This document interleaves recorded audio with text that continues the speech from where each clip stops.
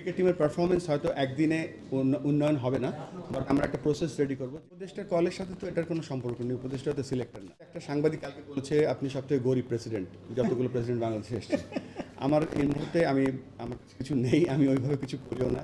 I try to live a very simple life. জানেন যে টি-20 আমাদের একটা সিলেকশন টিম আছে, আর এই টি-20 টিমে বেশ কিছু অলরাউন্ডার অলরেডি আছে।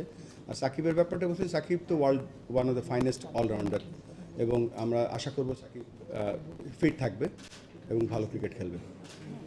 না, উপদেষ্টার কলের সাথে তো এটার কোনো সম্পর্ক নেই, উপদেষ্টা তো সিলেক্টর না। তবে এটা আমাদের যে ক্রিকেট বোর্ডের যে সিলেকশন কমিটি আছে তারা দেখবে, এবং আমাদের সিলেকশন একটা প্রসেস বা একটা সিস্টেম আছে, সেটা ফলো করবে এবং সেটা আমরা রেসপেক্ট করবো। না তো আজকে আমি শুরু করলাম এগান, আবার বলছি বারবার করে, এটা তো সামনেই বলে দেবে সব কিছু।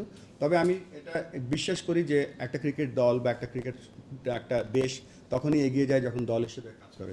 একটা বোলার কিন্তু কখনো একলা বল করতে পারে না, তার ফিল্ডার দরকার হয়, উইকেট কিপার দরকার হয়। আমরা এক এক সময় একটা রোল প্লে করব, চেষ্টা করব সেই জিনিসটা এস্টাবলিশ করার জন্য। ক্রিকেট টিমের পারফরমেন্স হয়তো একদিনে উন্নয়ন হবে না, বাট আমরা একটা প্রসেস রেডি করব, যে প্রসেসের মাধ্যমে আমরা ভালো পারফরমেন্স খুব তাড়াতাড়ি আশা করতে পারবো। এটা একটা প্রথমে আমি দেখব।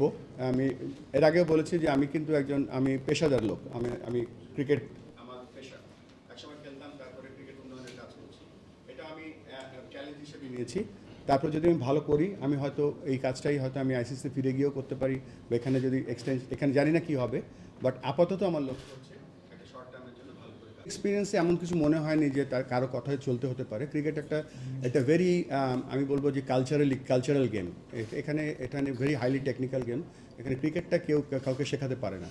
প্রসেস, যে আপনি যে বললেন যে কিছু যেগুলো এসছে, সেগুলো তো আমি আজকে এসছি, আমি সেগুলো দেখব, এবং আমাদের এখানে যে দল আছে আমরা সেটা দেখব। তারপরে আমরা আপনার এই কোশ্চেনটার অ্যাকচুয়াল উত্তর দিতে পারবো। Experience directors.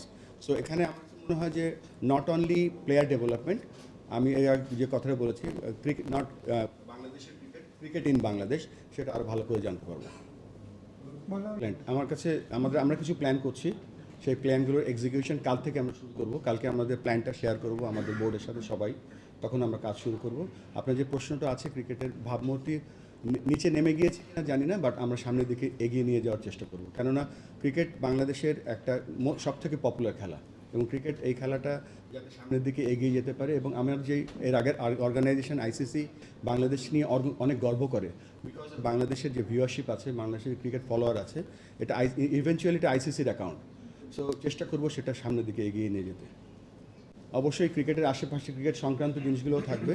আমরা চেষ্টা করব ক্রিকেট ন্যাশনাল টিমের পারফরমেন্স, এজ গ্রুপ টিমের performance, talent identification, coach development, এগুলো আমাদের one of the main focus. তবে একটা ডিসিশন নিতে যাচ্ছি, এর মধ্যে একটা হচ্ছে সিএফও নিয়োগ, এইচআর একটা প্লে বুক তৈরি করা, এবং সাথে সাথে আমরা লিগ্যাল ডিপার্টমেন্ট খোলার চেষ্টা করছি, এবং মার্কেটিং ডিপার্টমেন্ট আমরা আরও প্রসারিত করছি।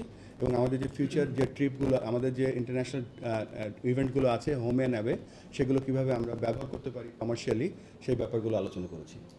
সেটা অ্যাডভার্টাইজমেন্ট আসবে, যেটা বুলবুল ভাই বললো, ঠিক আছে? আচ্ছা, এখানে